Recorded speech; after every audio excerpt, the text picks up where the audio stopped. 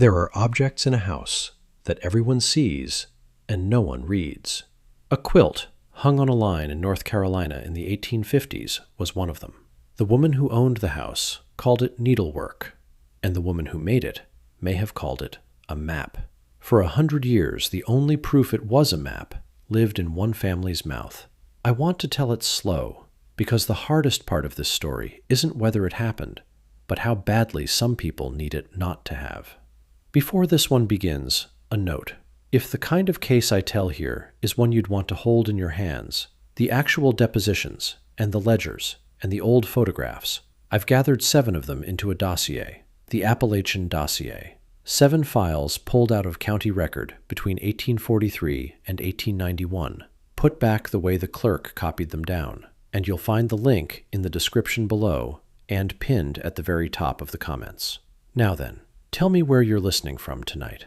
Drop it in the comments. I read every one of them, and there's something honest about knowing you and I are sitting in different rooms in different countries while the same old voice talks about something that should have stayed buried. Lean back and get comfortable, because what I'm about to tell you took place in the Piedmont of North Carolina in the 1850s, on the edge of a war that hadn't started yet. Picture a parlor in the Piedmont, an evening somewhere in the 1850s. A quilting frame stretches corner to corner across the room.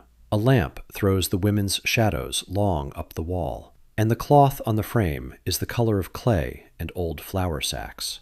The mistress of the house sits at the head of it, and she calls the work pretty, and she calls it a fine way to keep idle hands from trouble. At the far end bend 2 women she owns, their fingers moving in a pattern they didn't invent and a pace they didn't set, their eyes on the thread and not on her. A quilting frame was a kind of gathering.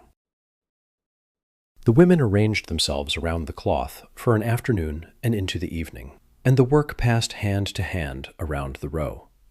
The mistress called it sociable, and it was. And it was also the 1 hour of the day when the women who owned the house and the women the house owned sat at the same piece of work, close enough to share a thimble. That closeness is the thing to hold on to, because a code that needs 2 people to read it lives or dies on how near they can stand to each other, and a frame puts them near. The mistress leans down to admire a square, and she praises the evenness of the stitches, and she never once asks what the square means. She's already decided it means nothing. That decision is the whole story, and I want you to sit with it, because this is where the question lives and won't leave. What if the thing she called needlework was a map, and the only person in the room who could read it was the one she never thought to watch? The thread moves, the lamp holds, and the woman at the far end doesn't look up. This is a story the record doesn't keep. I have to tell you that now, before we go any further, because if I tell it to you as fact, I'm lying to you. And if I tell it as nothing, I'm lying to you worse. What I have is a code that came down through one family's mouth, and a room full of historians who can't agree whether it ever touched cloth. I want to walk you through both sides of it, slow, the way it came to me, and let you decide where the weight falls. Pull the camera back from that parlor. You find a state the parlor sits inside of, and the state isn't a quiet one. North Carolina in the 1850s has 2 geographies of running, and both of them are working at the same time. Up in the Piedmont, there's Quaker country, the old meetings around New Garden in Guilford County, where people who won't hold a person as property have been quietly moving against the trade for a generation. A young man named Levi Coffin grows up among them before he heads west, and the network he helps build later earns him a name they gave to no one else, the president of the Underground Railroad. The roots of that road run back through the county he was raised in, and they're still there in the meeting house records, if you know where to look. Down east, the land flattens into rivers and sounds, and the water does the work the roads won't.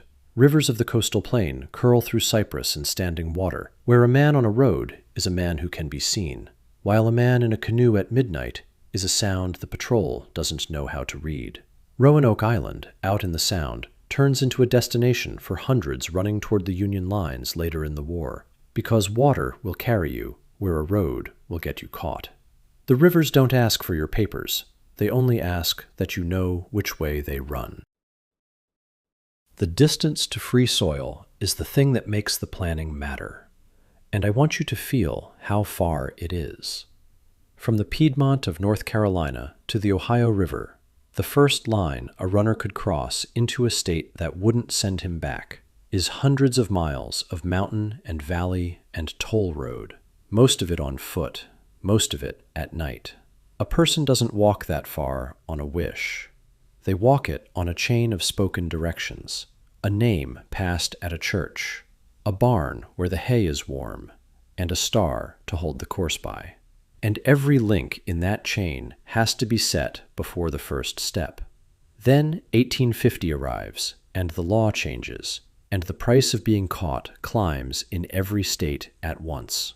The Fugitive Slave Act puts federal muscle behind the slave catchers, and a man who has made it to Cleveland or Philadelphia can be dragged back south in chains, and the people who hid him can be ruined for it.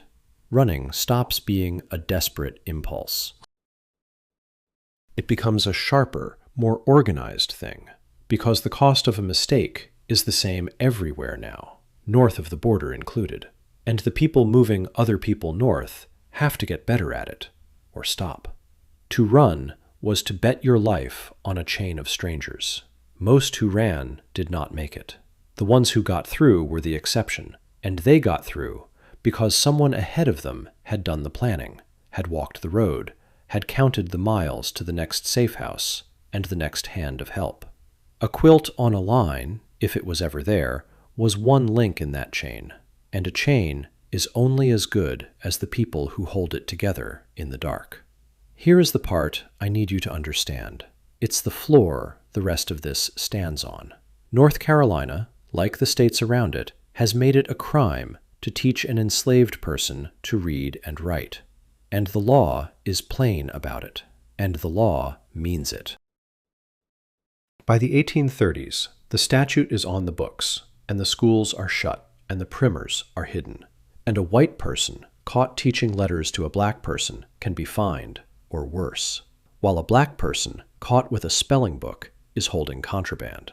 If you can't write down a direction, then your intelligence has to travel some other way, through the mouth and the ear and the hand on a needle. That's not a metaphor, but the logistics of it, the movement of information when the page has been taken away. The people the law calls incapable of planning a trip to the next county are running a covert operation to Canada, and they're doing it on memory and spoken word and the things they can stitch, because the law has taken the pen out of their hands and left them everything else. That's the world the quilt comes out of, a state with two running geographies and a law that has banned the alphabet. Whether or not the quilt carried a code, the conditions for a code are sitting right there in the room. They aren't invented, they're documented, and they're on the books. And the woman at the frame lives inside them every night she picks up a needle, which is the part the people who demand a paper record keep forgetting. If the intelligence couldn't be written, you have to ask what it sounded like and what it looked like. And the answer is that it sounded like church. The spirituals are the first place to look, because the enslaver standing in the doorway heard one thing, and the man on the back step heard another. Swing Low, Sweet Chariot comes into the room like a hymn about dying and heaven, and the man who owns the room nods along to it, because it confirms what he already believes about the people singing it. The man on the back step hears a time and a direction.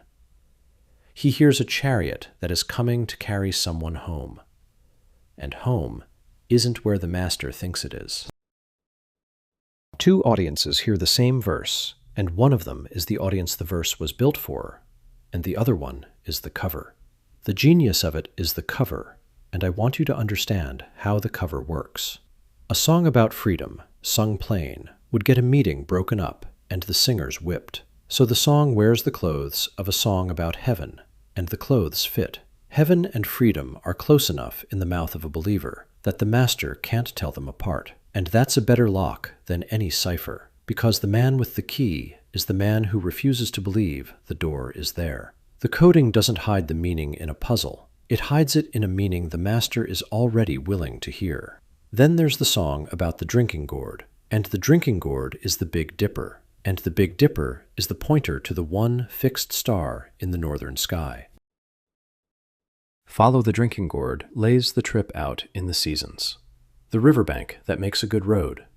The quail that starts calling in April when the days get long enough to move. The song doesn't get written down until 1928, and the historians argue about how much of its railroad use is real and how much is memory dressed up later. And that argument is fair. What isn't dressed up is the navigation underneath it. The North Star doesn't move, and a clear night over open country is a map anyone can read who has been told which way to look. Moving at night was not a preference. It was the only safe hour, because a black man on a road in daylight was a black man anyone could stop and ask for his papers, and the answer to that question was usually a rope.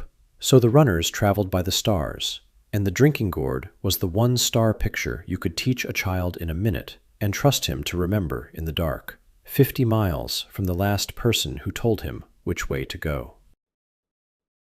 Lanterns come into it, too, a single light left burning in a certain window, and a whistle from the tree line that means the path is clear.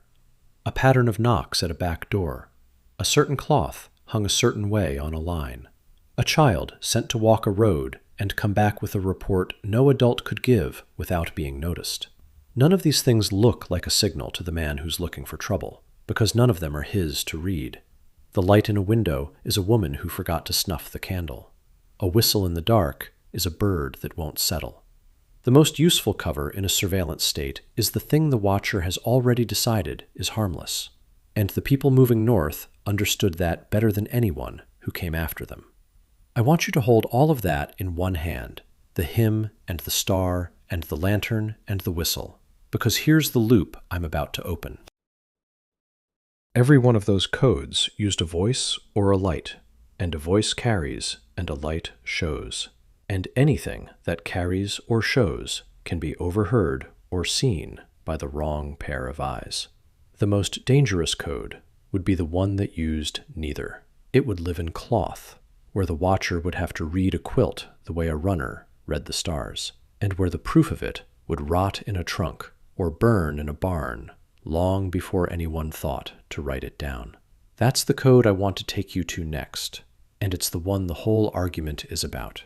Now go back into the parlor and stay with the woman at the far end of the frame, because she's the one the story is really about. The record doesn't give her a name, and I'm not going to give her one, because to invent a name for her would be to invent a fact, and I promised you I wouldn't do that. What the record does give her is a place and a posture, a pair of hands on a needle, and a room where the woman who owns her has leaned down and called her work silly. Sit with her a minute.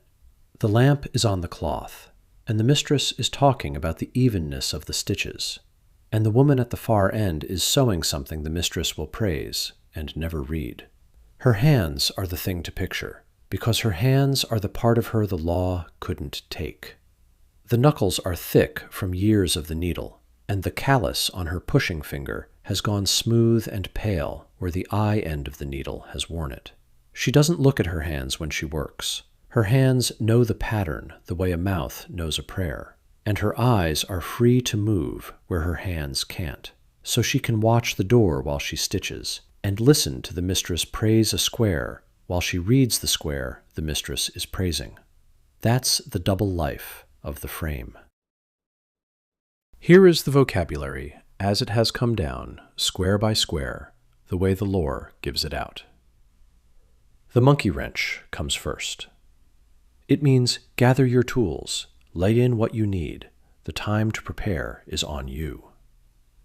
After it comes the wagon wheel, and that one means load up and begin to move.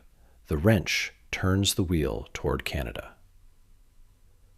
A bear paw means follow the animal trail through the mountains, because the bear knows where the water is and where the food is, and a trail beaten by bears will carry a man where a road will get him killed.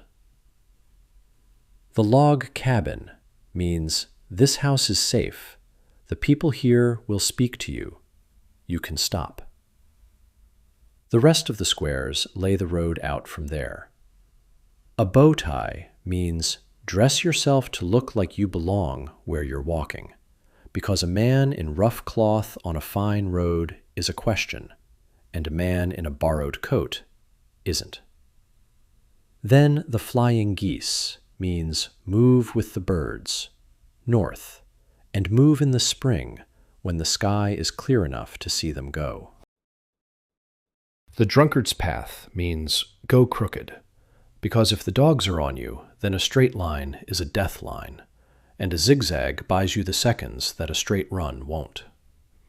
And the North Star means keep the fixed star at your shoulder and don't turn. Don't turn for water. Don't turn for rest.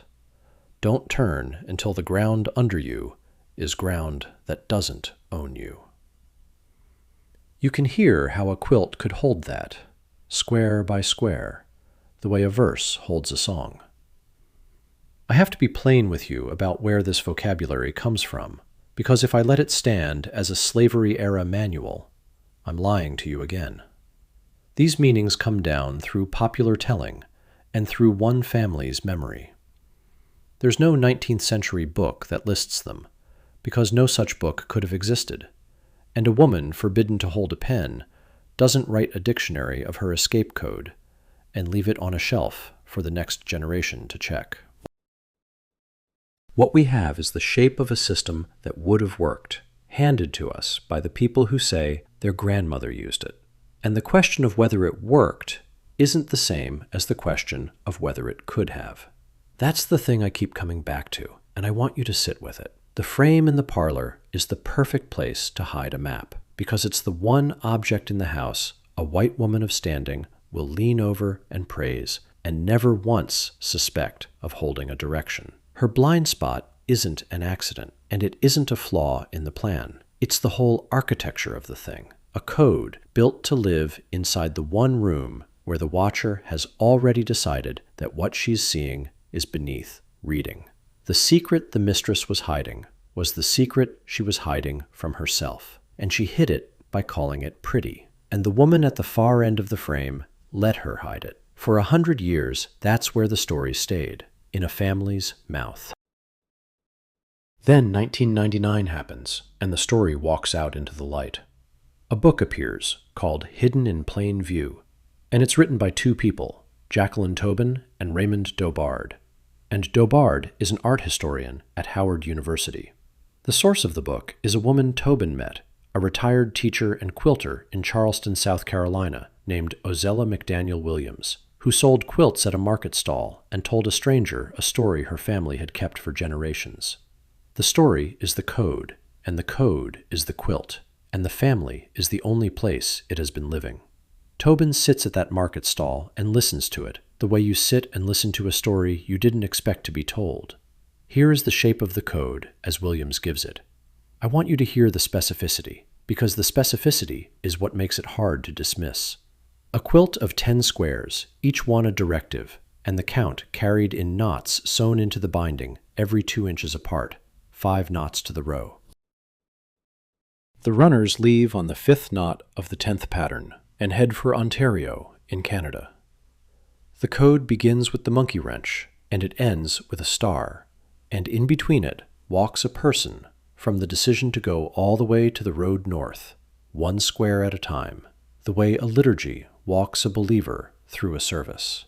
It was hung out where anyone could see it, the story goes, and the people who could read it read it as they passed, and the people who couldn't read it saw a quilt on a line and thought nothing of it.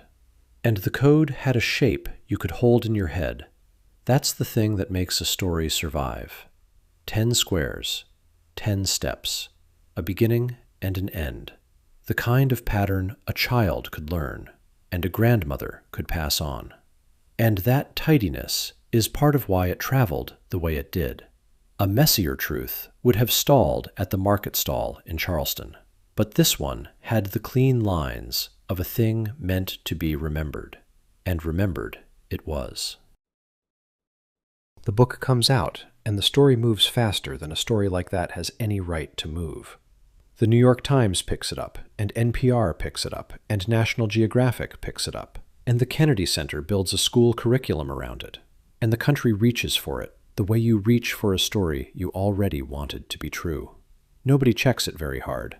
It feels too right to check, and a story that feels too right to check is a story that's about to get checked. Part of why it travels so fast is that it's beautiful. Part of why it travels so fast is that it lets the country off a hook. A story about clever escape is easier to sit with than a story about how few people ever got out, and how most of the people who tried didn't try with a coded quilt, but with their feet and their nerve, and a lot of dying in the woods.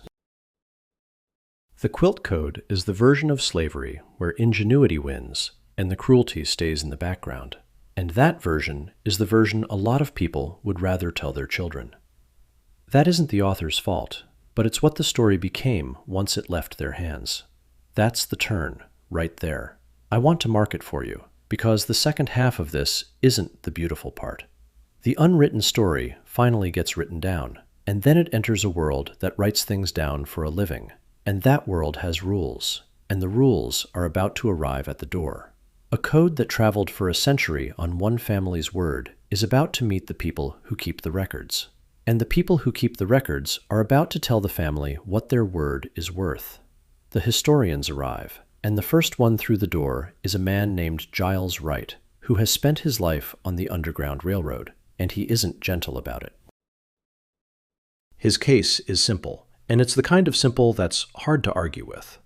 The book rests on folklore, and no other source confirms it, and he has looked. There are no memoirs, there are no diaries, and here's the hard one, the one I want you to hold on to. In the 1930s, the government sent people out across the South to record the memories of formerly enslaved people before they died. The Works Progress Administration interviews, hundreds of them, old men and women who had been children in the last years of slavery, and who had nothing left to lose by telling the truth. Not one of them mentions a quilt code. Sit with that a minute, because it's the strongest thing the skeptics have. Hundreds of people talking freely, late in life, about how they got out and how the people they knew got out, and the quilt code isn't in any of their mouths. The interviews aren't perfect, and the people doing the asking were often white, and the people answering often measured their words, and a secret kept for a lifetime isn't always a secret given up to a stranger with a notebook. But the silence is still the silence, and it's wide, and the historians know which way they read it. Either the code was so secret that even the people who used it didn't speak of it, or it wasn't there to speak of, and they've made their choice. The quilt historians come at it from another angle, and their case is quieter, and it's just as hard.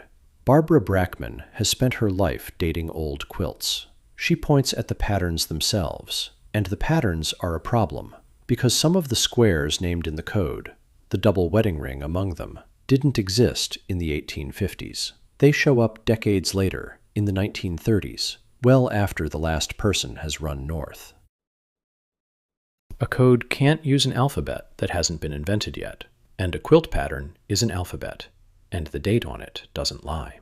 You can hear the defenders answer that the names of patterns changed, and the squares were older than the names, and that answer is sometimes true. But the double wedding ring is a hard one to save. Marcia McDowell runs the Quilt Index, 90,000 quilts cataloged, and she's done the fieldwork the book didn't do.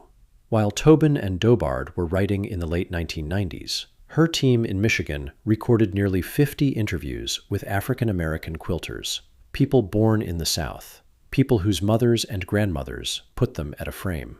No one said a word about a code. Not one. Her frustration isn't that the story exists, it's that it keeps getting printed as fact, in February, every year, in newspapers that should know better. And a thing printed as fact long enough becomes a thing people stop asking about. Here's where the argument stops being about thread and starts being about what a country is willing to tell itself. And the next voices are going to show you the country. The cloth was the easier part. The country is the harder part to look at. Fergus Bordewick, who wrote the book on the railroad, calls it fake history, built on the wish that the whole operation was so secret that no one can ever check it. And he points out that the people who got out were enterprising and well-informed, not people standing around a clothesline waiting for a blanket to tell them which way to walk. David Blight, the Civil War historian, calls it a piece of folklore largely invented in the 1990s, a softer and happier slavery that lets the country look away from the harder truth sitting right next to it. Both would tell you the same thing, that a false story about resistance isn't a tribute to the people who resisted. It's a way to not look at what resistance actually cost. The fight goes public in 2007 over a statue. Plans come out for a memorial to Frederick Douglass at a corner of Central Park, and the design calls for a quilt set in granite in the ground, the code carved into stone under everyone's feet. Historians object, and they object hard, because Douglass had nothing to do with this belief, and to carve a disputed folk story into public stone is to stamp it as true in a way that no one can quietly walk back. The stakes of the whole argument sharpen to a point here. If the code is a modern invention, then it isn't harmless, because a comfort story about slavery is a story that replaces the real cruelty with a tidy fable, and a tidy fable is the last thing the people who lived it need told about them. Now hear the other side, because the other side has an answer, and the answer is the silence itself. Maud Wallman is the folk art scholar who wrote the foreword to the book. She doesn't back down. She points across the water, to West and Central Africa, to traditions where the deeper meaning of a symbol is held by a secret society, and to learn it, you prove yourself worthy. And the way you prove yourself worthy is by never telling it. A code built to be silent, she says, will be silent. And the silence isn't a failure of evidence. It's the evidence working the way it was designed to work. And the absence of a record is the record doing its job. Mary Twining Baird studies kente cloth on the Sea Islands off the Carolina and Georgia coast, and her answer to the missing paperwork is blunt and short. Of course, there's no documentation, because if anyone had been found with it, they could have lost their lives, and a dead woman doesn't file a deposition. She once held an old quilt stitched so coarse it looked like it had been sewn with a crowbar, and the wide woolen lines across it were roads, a map in thread. And then a flood took the house, and the quilt went with it, and there are no photographs. The absence of the object isn't the absence of the fact. A flood doesn't prove a quilt never existed, and a thing that rots is still a thing that was. John Reddick worked on the Douglass Memorial Project, the same one the historians tried to stop. He names the paradox I want you to carry out of this section. It's a strange thing, he says, to demand a paper record from a people the law forbade to hold a pen. And the strangeness doesn't make the code true, but it does make the demand uneven. The same law that banned their literacy is the law we're now using to say they left us no records. And that's a circle you should notice before you close the case. You can ask a people for their paperwork, but you can't make the paper illegal and then complain that they left you none. There are smaller threads, and they aren't proof, and McDowell is the first to say they aren't proof, but they aren't nothing either. One woman in Michigan, born in South Carolina, told the interviewers her mother taught her to hold the needle pointing north as she quilted, because that's where the opportunity is, and her grandmother taught her mother the same. Another family hid its important papers sewn into the binding of a quilt.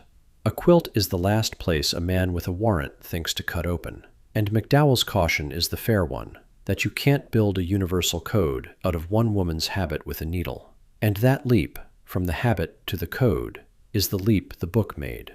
I want to give the authors their own words, because they're more careful than the people who quote them.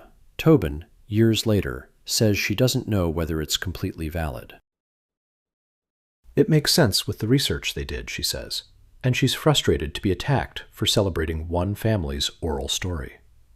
Dobard says they set out to call it a set of directives, a beginning, not an end.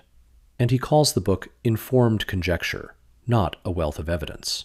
And informed conjecture is an honest phrase. It's the phrase the loudest retellers keep leaving out, because informed conjecture doesn't sell curricula the way a verified code does. There's an irony sitting at the bottom of this. It's the one that won't let me pick a side. The absence of a paper trail is exactly what you'd expect from a code made by people who were forbidden to write and killed if they were read. And the same silence the historians point to as evidence against the code is the silence the code would have produced by design. The proof the skeptics demand is the proof the law guaranteed wouldn't exist. And so the silence proves both things at once, and it proves neither one enough to settle it. That's the shape of the room you're standing in. 2 doors, both locked, and the key on the floor between them. Step back into the parlor one last time, and let me land it without cheating you out of the mystery, because I'm not going to give you a verdict, and you shouldn't want one. Whether or not this specific quilt carried a code, the thing the code describes is documented, and it's real, and it doesn't need the quilt to be true. Enslaved people ran a covert and sophisticated intelligence network through the only channels the law left open to them: the song, and the star, and the whistle, and the lamp, and maybe the cloth. The claim that they were incapable of planning a trip is the lie the whole system was built on, and the escape record, the one the historians keep, proves the lie false on its face. They planned a trip to Canada. They made it, and they made it for decades, and some of them made it back to get other people out. The real secret hidden in plain sight was never one quilt. I want you to understand that because the title of this story points at a single object, and the story is bigger than a single object. It was an entire architecture of communication running through the one room where the mistress leaned over the frame and called the stitching pretty, through the hymn she sang along to, and the lamp she thought was left burning by accident, and the bird call she didn't know was a bird call. She couldn't read any of it, not because it was hidden, but because she'd decided it had nothing to say, and a person who's decided a thing has nothing to say won't hear it speak, no matter how loud it gets. The quilt code, true or not, is a door into that architecture. That's why I won't let the historians close it, and I won't let the believers nail it open. Believers want it to be a fact, because a fact is a thing you can put in a textbook, and a textbook is a thing a country will finally listen to. Historians want it to be a folk story, because a folk story dressed as a fact is a lie. And a lie about slavery is a lie the country has already told itself too many times. Both are right about what they're afraid of, and neither can prove the thing the other is afraid of. And that's where I leave it, because that's where it is. I don't get to tell you it was true, and I don't get to tell you it was made up. Here's the part I want you to sit with. The record won't give it up, and maybe it was never meant to, because a code built to die with the people who used it is a code that has done exactly what it was built to do, if it leaves us arguing. Some debts of knowledge were never meant to be paid in full, and some stories refuse to stay buried and also refuse to be nailed down, and this is one of them.